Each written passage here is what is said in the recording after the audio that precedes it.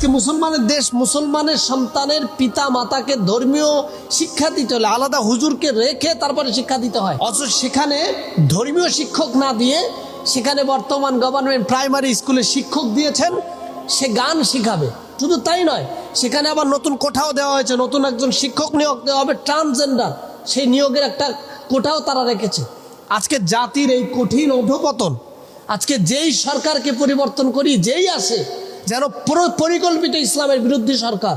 আজকে পুরো পৃথিবীতে শাসন ব্যবস্থায় পশ্চিমা বিশ্ব এমনভাবে আগ্রাসন করেছে, আর আমার দেশের সরকারদের মাথায় কি আছে জানি না, তারা ক্ষমতাকে এত বেশি প্রাধান্য দেয়। ক্ষমতা পাওয়ার জন্য কখনো দাদাবাবুদের গোলামি করে, কখনো পশ্চিমাদের গোলামি করে, কখনো বা এই দেশ ধ্বংসের পরিকল্পনা করে, তবু তাদের ক্ষমতা লাগবে।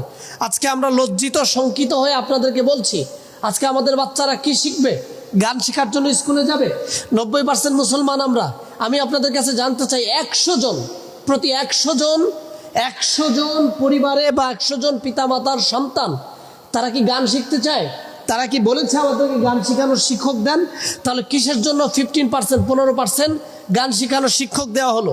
শুধু তাই নয়, আজকে মানববন্ধন বিপ্লব হলো যে আপনারা প্রাইমারি লেভেলে একজন ধর্মীয় শিক্ষক দেন, যিনি ধর্মের বিষয়, শ্রেষ্ঠত্বের বিষয় স্রষ্টার। আমার কথা হচ্ছে, যে ধর্মের হোক, ধর্মীয় শিক্ষা ছাড়া মানুষ কখনো মানুষ হয় না। আজকে ধর্মীয় শিক্ষা নাই বিদায় পুরো বাংলাদেশের অধিকাংশ মানুষ জানোয়ার আর কুলাঙ্গারে পরিণত হয়েছে। ধর্মীয় শিক্ষা নাই বিধায় একটি জাতি কতটা নিমজ্জিত আর নিচে নামতে পারে তার প্রমাণ তৈরি হয়েছে। আজকে ধর্মীয় শিক্ষা নাই বিধায় আজকে জাতির এমন দুর্ভাগ্যের সময়ও জাতির পক্ষে কেউ দাঁড়াবার থাকছে না।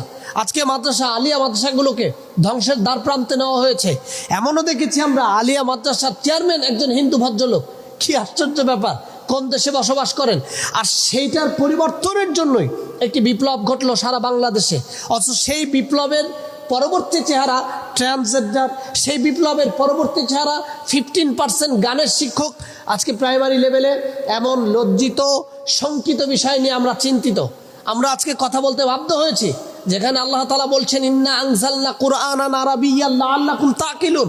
আল্লাহ তাআলা বলছেন, নিশ্চয়ই তোমাদের জন্য আরবি ভাষা দেওয়া হয়েছে, কোরআনকে আরবি ভাষায় নাজিল করা হয়েছে যেন তোমরা সহজে বুঝতে পারো। যেখানে আল্লাহ তাআলা বলছেন, ইন্নাদ দীনা ইনদাল্লাহিল ইসলাম, নিশ্চয়ই আমার পক্ষ থেকে শান্তির জন্য একমাত্র মনোনীত ধর্ম হলো ইসলাম।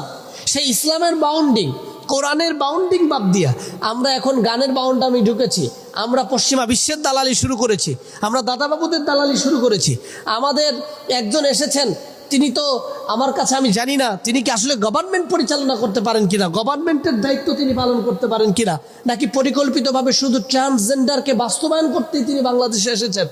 আজকে লজ্জিত শঙ্কিত হয়ে আমরা চরমভাবে এই বিষয়টাকে বলতে বাধ্য হচ্ছি, সরকার যদি এটা থেকে সরে না আসে, পুরো বাংলাদেশে বিপ্লব হবে। সারা বাংলাদেশের সমস্ত তাওহীদি জনতা রাস্তায় নামতে বাধ্য হবে। 15% গান, আপনার সন্তানকে আপনি আলাদা গানের শিক্ষক ভাড়া করে তারপরে শিখান।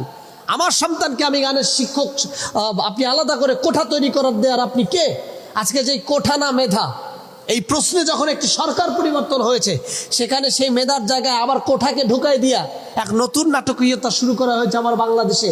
এই লজ্জার, এই নাটকীয়তার শেষ ইনশাল্লাহ হবে, ইসলামের বিজয় হবে।